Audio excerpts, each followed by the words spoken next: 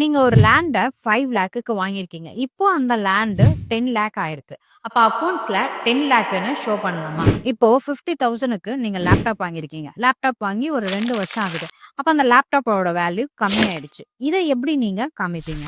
இது 2த்துக்கான ஆன்சர் தான் cost concept. Accounting பொறுத்தவரைக்கும் அசெட் வாங்கணும் அப்படின்னா, ஒரிஜினல் பிரைஸ் என்னவோ அததான் நம்ம ரெக்கார்ட் பண்ணுவோம்.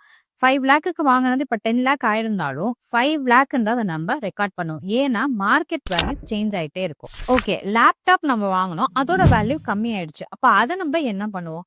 கண்டிப்பா வேல்யூ குறைஞ்சிருச்சுன்னா அத நம்ம அக்கவுண்ட்ஸ்ல ரெக்கார்ட் பண்ணணும். அதுக்காக நம்ம யூஸ் பண்றது தான் டெப்ரிசியேஷன். சிம்பிளா சொல்லணும்னா ஒரிஜினல் காஸ்ட் தான் எப்பயுமே பேஸ்.